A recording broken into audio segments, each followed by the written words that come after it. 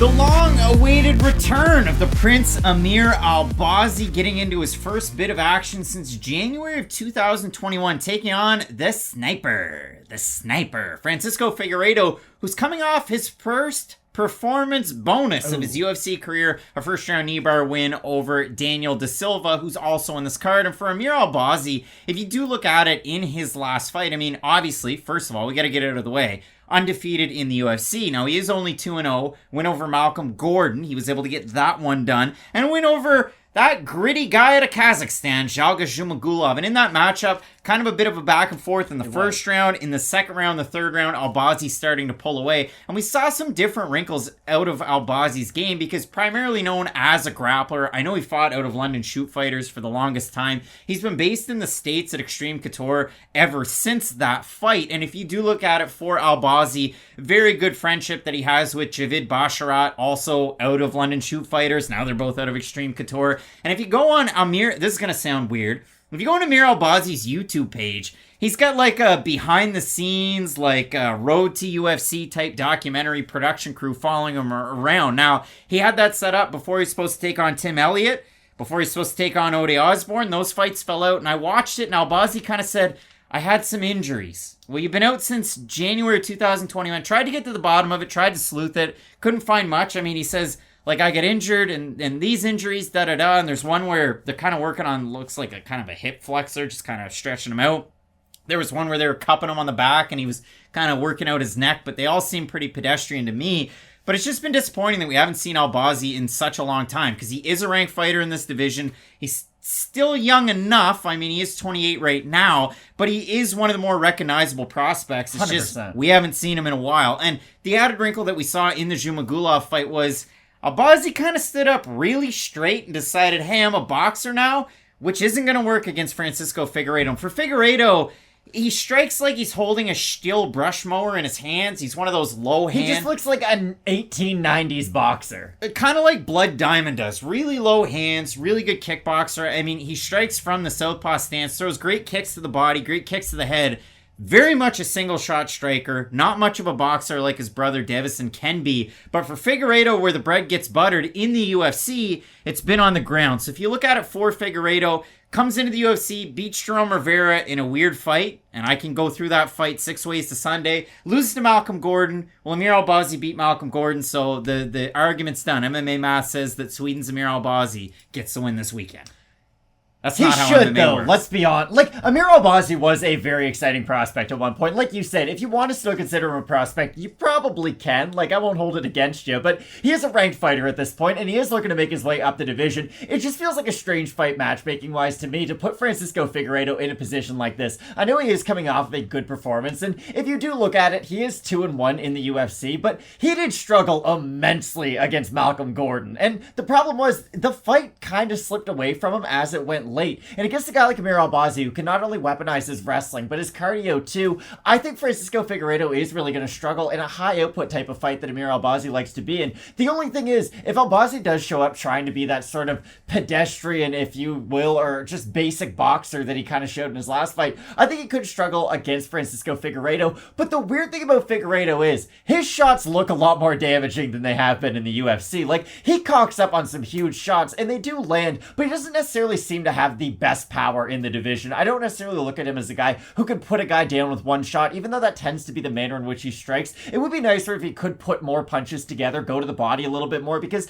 his strikes do look good in those freeze frames if you just want to look at the single strikes. The problem is, there's nothing to set up the power shot, and then after the power shot, there's nothing else if he can't find the chin off that initial shot. So if Figueiredo does show up with a higher level of output, I would like him a lot more as a fighter, because I think he is going to struggle a lot in the wrestling in this matchup. So if he does struggle with the wrestling, and if he's not able to get some off-the-back submission, which is extremely difficult to do at the UFC level, especially against a guy like Amir Albazi with his level of grappling, I think Figueiredo is going to have to find a way to just do some damage on the feet to stop the forward pressure of Amir Albazi. So hopefully that is something that he has worked on in camp. Again, his strikes are good, but here's the problem with that long stance. A lot of guys who do use that sort of karate open stance bounce on their feet and have really good footwork. Figueiredo can kind of have stationary feet at sometimes trying to set up his power power shot.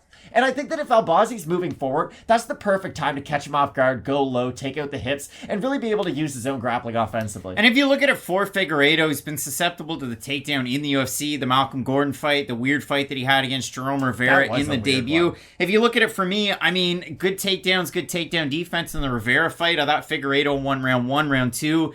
Round 3, I mean, my God, he didn't look very good. And then against Malcolm Gordon, loses round 1, loses round 3, wins round 2, and then his last time out against tricky Daniel De Silva, he's able to get that knee bar submission after he got outstruck and he got taken down, but as De Silva's going from half guard to side control, he's able to just cinch up the knee and really quickly... It was impressive. That was the loudest snap of my fingers I've ever done in my life, so apologies to the podcast fans, but Figueiredo was able to sync that one up. I mean, he does have a career loss in 2011 to one of the greatest smaller fighters of all time. I'm talking hands of stone, John Lineker.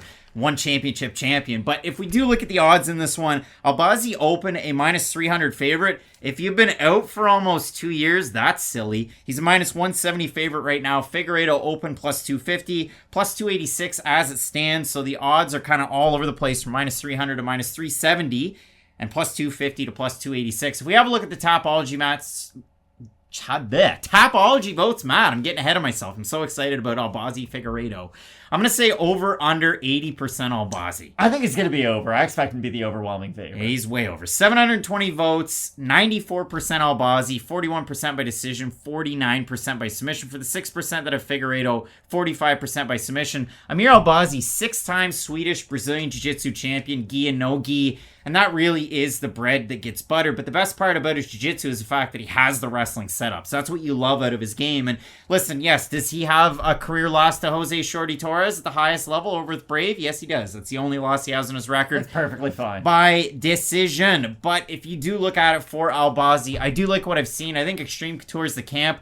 I don't want to see his boxing. I don't want to see it. I saw it in his last fight against Shumagulov. He was really high up, like he stood very, very straight up, and it's one of those spots where you're taking on a guy like Figueiredo, even as a smaller guy being Albazi, you're going to get kicked to the head, you're going to get kicked to the body. So I do like Albazi based on the wrestling and grappling. Figueiredo's got a good shot in this one, and he's a pretty big underdog here too. What I will say about Albazi's striking in his defense, although I do in large part agree with what you just said, at a certain point we are going to have to see that evolution in his game. So maybe the last fight was just sort of the first step, and then maybe he will look slightly more improved in this fight, because it has been a while since he's been in there. He's had a lot of time to train. Hopefully those injuries weren't too severe. So maybe Albazi can show up and improve upon the striking that he showed in his last matchup. So hopefully it would be really nice to see that, honestly. Like Albazi at one point was looked at as like a future top 5 guy, maybe because of his activity, because of his grappling acumen. So I do think that he is still that exciting kind of a fighter he once was. And I think if he is able to beat Figueiredo, which I do expect him to do, it'll just sort of be the next step in becoming that. Canadians can get on board with this one. For Amir Albazi, his fight against Jalga Shumagulov was like going to Eastside Mario's, where they sit you down, they give you the bread, they give you the salad,